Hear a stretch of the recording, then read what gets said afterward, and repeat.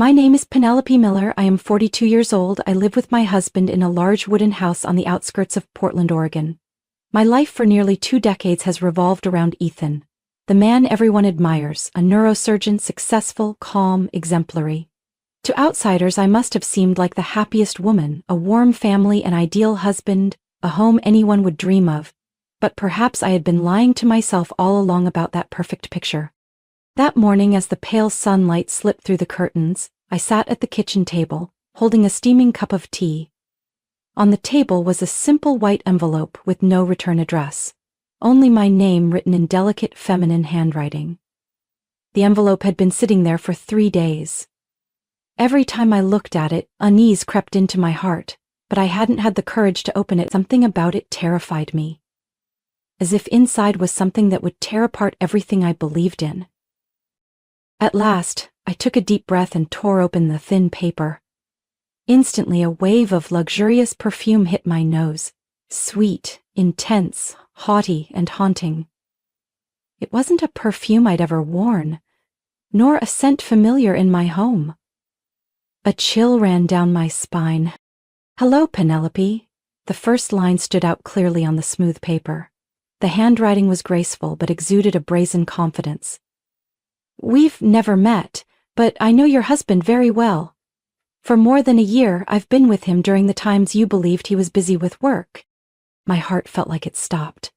I dropped the letter onto the table, my hands trembling. The teacup crashed onto the tile floor, shattering, hot liquid splashing against my legs. But I didn't feel a thing. My eyes stayed glued to the words, each letter like a blade carving into my mind. The stranger, her name was Camille, described meeting Ethan at a medical conference in Seattle 15 months ago. She detailed how he took off his wedding ring, smirked, and sat beside her at the bar of a luxury hotel. "I couldn't tear my eyes from the neat lines," Camille went on, in a taunting tone. Ethan had taken her to romantic resorts, the kinds of places I once dreamed we'd visit together when he promised we would someday. Every business trip, overnight shift, emergency surgery, it had all been a facade. I recalled the hospital's social media photos where Ethan worked. Camille was the striking blonde who often appeared next to him at events. I had seen her before, had smiled politely, had thought she was just a colleague. And now she was the one sending me the cruelest words of my life. Camille ended her letter with a sentence that felt like the final blow. "He doesn't deserve you, and he doesn't deserve me. But I think it's time you knew the truth." I sat frozen, the letter resting in my hand like a verdict. Outside the window, the wind rustled through the pines, their branches swaying, but they no longer seemed beautiful. Everything felt foreign, as if I were lost in my own life. Ethan, the man I had stood by through his years of study and building his career, the man I had stepped back for so he could shine, had so easily removed his ring, so easily betrayed me. Memories flooded back, the nights he said he had to work, the phone screen that always locked when a message arrived, the faint, unfamiliar perfume on his coat, the gifts charged to his card that I had never received. All of it connected into a harsh truth I had tried to ignore. Now, I couldn't pretend anymore. I held the letter, my fingers trembling with a mix of pain and revulsion. Camille, that name now etched in my mind, continued in her falsely sweet tone that made my blood boil just reading it. She recounted that fateful night at the Seattle Medical Conference. In the dimly lit bar of the Fairmont Hotel, Ethan, the man I had loved with all my heart, removed his ring, quietly slipped it into his pocket, and introduced himself as a free man. I could almost picture his confident smile, the one that had once made me fall for him. And then Camille shamelessly painted a scene I had never imagined. Candlelit dinners, work trips at seaside resorts in California, expensive gifts Ethan claimed were for clients or colleagues. In truth, they were for her.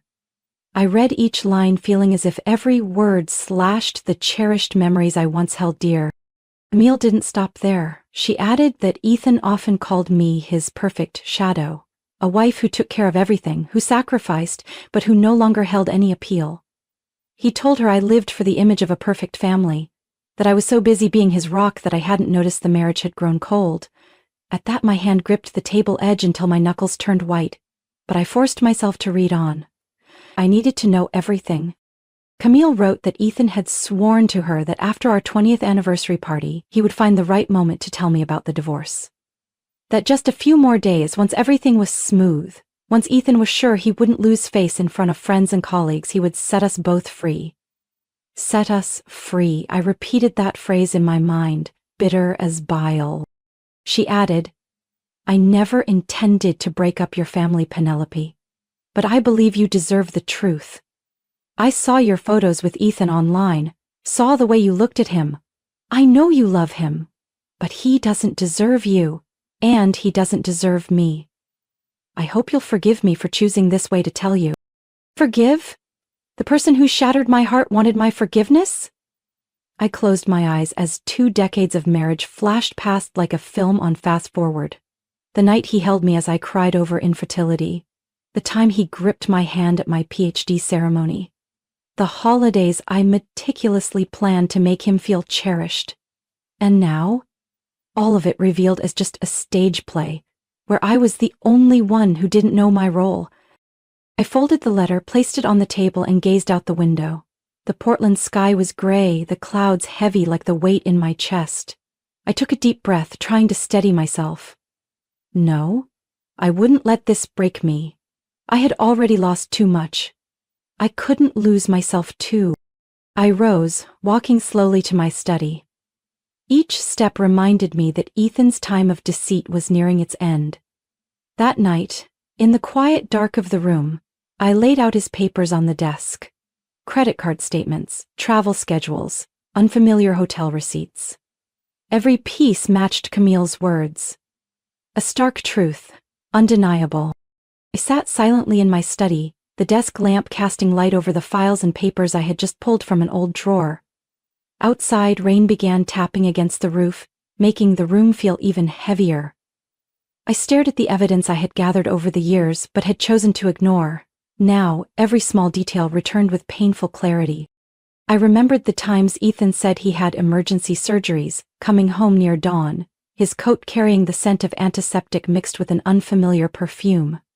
I had asked about it and he merely gave a faint smile. It's the hospital. You're being too sensitive. I had told myself not to be suspicious, not to turn into a troublesome wife. I recalled the time I did Ethan's laundry and pulled a long chestnut-colored hair from his pocket. It wasn't mine. There was no mistaking it. He just shrugged. Probably someone's hair that got on me while I was changing in the on-call room. I had believed him. I even felt foolish for doubting. I remembered the credit card statement with a charge at a jewelry store in San Francisco where he said he'd gone for a conference.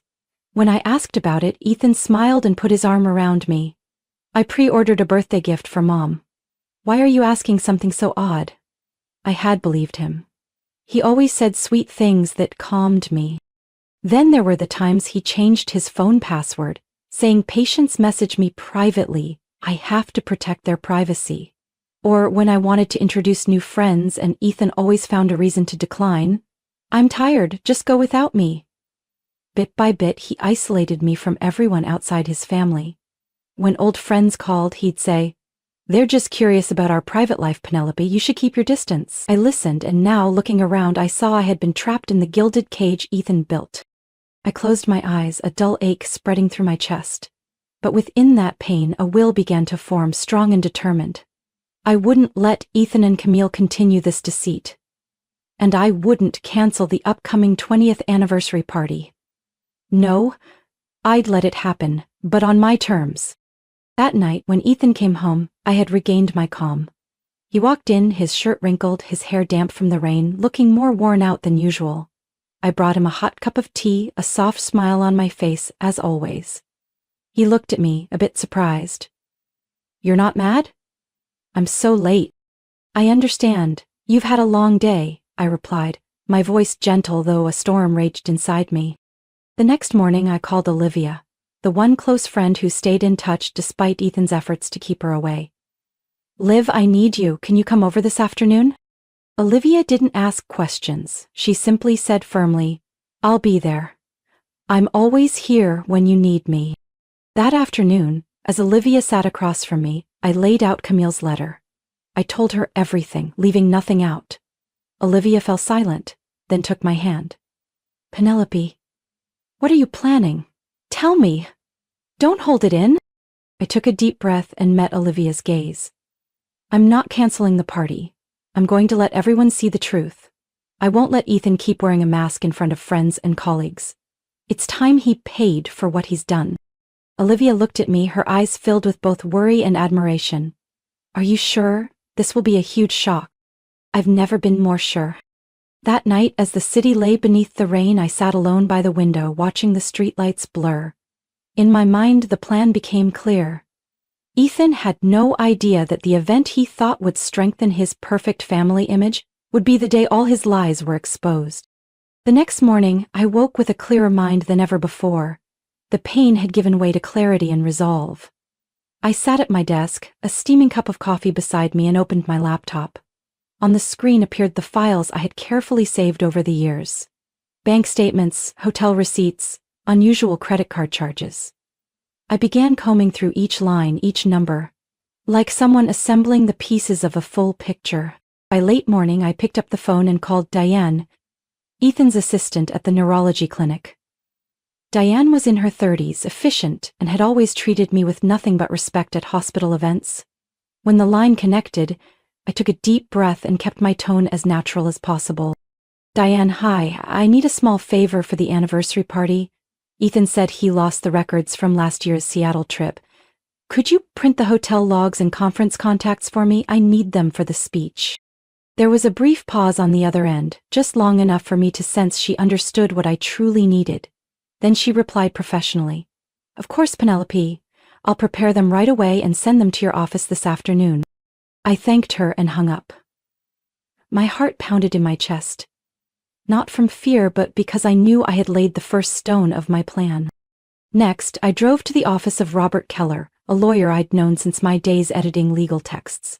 Robert, in his 60s, careful and sharp, was someone I had trusted with important matters. Sitting across from him in his wood-scented office, I told him everything, holding nothing back, about Camille, the evidence I was gathering, my plan to reveal the truth at the party. Robert listened silently, nodding now and then set down his teacup. Penelope, you're right not to act rashly. I'll help you, but make sure all the necessary documents and transactions are in order. I'll also bring in a forensic accountant I trust to review your joint accounts. If Ethan has moved money or assets, we'll need proof. I gripped his hand, feeling as if I'd found a true ally. Leaving Robert's office, I stopped outside the hospital where Ethan worked. The Portland sky was gray, but I didn't feel cold. I closed my eyes for a few seconds, then walked into the administrative wing and found the office of the department chair.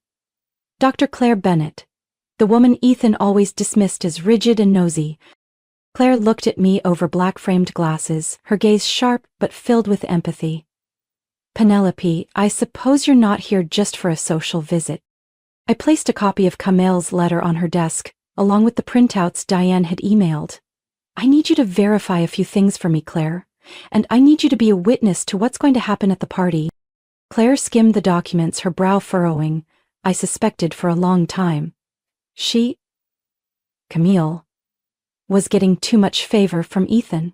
But without proof, I couldn't act. If you need me to stand by you, I will. We looked at each other, no more words needed. My allies had grown beyond just one person. On the way home, I called Olivia, the friend I knew would never refuse me. Liv, everything's clear now. Do me a favor. At the party, record the whole thing, and if you can, bring along a photographer you trust. Olivia didn't ask why, she simply replied, Penelope, don't worry. I'll take care of it. That day, Portland greeted the dawn with a light rain, just enough to make the streets shimmer under car lights and add to the somber mood. I stood before the mirror, adjusting the deep blue dress Ethan had once chosen for me for a party. A wave of bitterness rose. But then I let out a gentle smile, the calmest I'd worn in years. Today there would be no place left for lies to hide. Ethan entered the room, adjusting his tie in the mirror. He looked at me in the reflection, that familiar, smug smile on his face. You look beautiful tonight, Penelope. I'm lucky to have you by my side. Thank you, it truly is a special day, I replied, my tone light, but my eyes no longer soft like before. That evening, the grand ballroom at the Hilton downtown glowed under crystal lights. Outside, luxury cars lined up one after another. Inside were more than 150 guests. Ethan's colleagues from the hospital, old friends of ours, relatives we hadn't seen in years. The room was filled with toasts and compliments for the couple everyone thought was perfect. Ethan shone like a star at the event. He shook hands with colleagues, clinked glasses with department heads, hugged old friends. His eyes sparkled with confidence, unaware he was stepping onto the very stage I had carefully prepared. Camille was there too, in a champagne-colored silk dress, always keeping just enough distance. But I could see the calculating look she gave Ethan. The party flowed with music and praise until I nodded gently to Olivia. The lights in the hall dimmed, leaving a soft glow on the podium. I stepped up, my heels steady on the silent floor. Thank you to all friends and family for being here tonight to celebrate with us, I began, my voice warm but clear. 20 years, a long journey. I once thought I was lucky to share with an honorable, loving husband. Ethan looked at me, briefly puzzled by the unfamiliar tone in my voice, but he kept a forced smile. But tonight, I don't just want to share joy, I want to share the truth. The truth about this marriage, about the man so many of you have trusted and admired. I gave the signal, the large screen behind me lit up.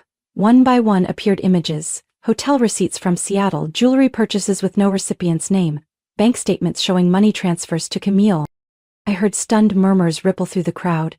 Ethan froze, his face pale, his eyes panicked, searching for support but finding none. Camille turned, hurrying toward the exit, her shoulders trembling with shame and fear. I stood firm, my voice steady. This is the evidence of what has happened behind the facade of a marriage I once believed was solid. This is the truth I chose to reveal today, before everyone who once cherished us. The screen continued displaying documents, requests Ethan had secretly filed to change insurance beneficiaries, proposals to transfer our inheritance entirely to the hospital's charity, of course, without my consent. The whispers grew louder. I saw Claire Bennett in the crowd, her gaze filled with understanding and respect. Olivia quietly captured everything with the handheld camera, just as I had asked. Ethan stammered, "Penelope, This isn't what you think." I met his gaze, my eyes firm. "Not what I think. Ethan, this is what you did. You orchestrated all of it, and today is the day you face it." I removed my wedding ring and placed it on the podium. 20 years, long enough to see a person's true face. From now on, I am no longer the shadow beside you. Thank you, everyone, for listening. The party ends here. I turned and walked down. Glasses clattered. A few called out to me, but I didn't look back. The Portland night awaited me. A brand new version of myself, no longer bound by lies and pretense. I stepped off the podium, the hall's murmur crashing over me like a wave. No more toasts, no more polite laughter. Only whispers and the stunned eyes of more than 150 guests. Some avoided my gaze. Others watched each step I took, with admiration mingled with regret. Ethan still stood by the podium, eyes wide, mouth open but unable to speak. He looked at me as if hoping I'd come back and erase everything with a single word. But no, the act was over. At the edge of the hall, Camille had disappeared through the door, leaving behind the echo of her heels on the stone floor. Her dress was disheveled, her once perfect hair now a mess of panic. I didn't need to look to know she wouldn't dare return here again. I stopped in the middle of the hall, turned to face Ethan.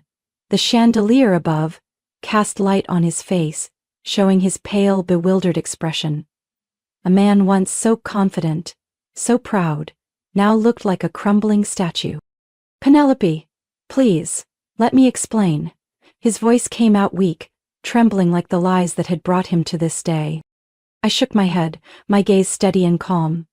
"Ethan, there's nothing left to explain. You've lied too many times, and today you're the one who let it all come to light." I turned to the crowd, my voice clear. "Thank you to everyone who came and witnessed the truth. All related documents have been sent to my lawyer and the authorities. From this moment on, everything between Ethan and me will be resolved legally. I've authorized Robert Keller, and I trust he will fulfill his duty. A hush fell over the entire hall, only the sound of a glass breaking somewhere and whispers, "Unbelievable. Someone like Ethan." I removed the wedding ring from my finger, the diamonds sparkling under the light like a reminder of the past 20 years. Years I sacrificed, waited, and convinced myself I was happy. I placed the ring on a nearby table, a gentle but resolute gesture. This is my final farewell, Ethan. 20 years, long enough to see the truth. From now on, I'll live for myself. I turned and walked away without looking back. Everything behind me blurred into sighs and endless murmurs. Olivia quickly followed, her eyes filled with compassion and admiration. "Penelope, are you okay?" "Better than ever," I replied, my voice soft but firm. "More than 20 years, and today is the first time I've felt this light." We stepped out of the hotel. The Portland night air was cool. The rain had stopped at some point, leaving the street glistening under the streetlights. I lifted my head, took a deep breath of the fresh air, feeling my chest no longer heavy for the first time. From afar, I heard music drifting from a small cafe across the street, a familiar jazz tune I once loved but had forgotten in the rush of married life. "Where do you want to go now?" Olivia asked, gently holding my arm. I smiled. "Somewhere I can listen to music, have a warm cup of tea, and start thinking about a new life." We turned down a small street, leaving behind the sparkling lights of the Hilton Hotel, where Ethan still stood, along with the echoes of the truth that had just been revealed. In the days after the party, Portland seemed to take on a new look in my eyes. It was the same city, the brick streets damp after rain, the maple trees rustling in the breeze. But everything felt clearer, easier to breathe. I no longer woke up with a weight on my chest, no longer played the role of the devoted wife in a play I no longer believed in. That first morning after Ethan had moved out, I stood on the porch, filling my lungs with the crisp autumn air. Sunlight filtered through the leaves, shining down on the steps, where I once sat for hours just waiting for him to come home. Now, I waited for no one. And that feeling, that freedom, brought an incredible sense of peace. I began to tidy up the house. Not to forget, but to reclaim the space that was always mine. The wedding photos, the keepsakes that once hurt to see, were carefully wrapped and stored in a box. I didn't throw them away, didn't act out of anger. I simply put them away, like closing a chapter of a book I had finished reading. Robert Keller called often to update me on the divorce proceedings. Each time I heard his steady voice on the line, I felt more sure I was on the right path. Robert said my file had been fully submitted, and Ethan, though silent, had accepted all the terms we proposed. I no longer cared what Ethan thought or said. I didn't wonder about Camille after that night either. To me, they were characters who had exited my life as the curtain fell. Now, I wanted to focus on Penelope, the person I had neglected for 20 years. I returned to my passion for writing, something I had set aside.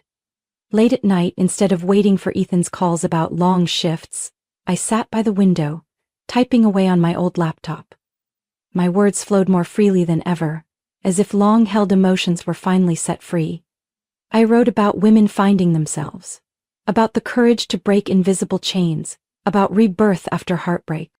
One evening, Olivia came by with 2 cups of hot cocoa. We sat on the porch, quietly watching the streetlights reflect on the wet road. "Penelope, I've never seen you like this," Olivia whispered, her eyes warm. "Strong, free, truly happy." I smiled, grateful she was always there. I wasted too much time realizing it, Liv. Now I won't waste another moment. On weekend mornings, I treated myself to walks in the park, enjoying the chill of Portland in the fall.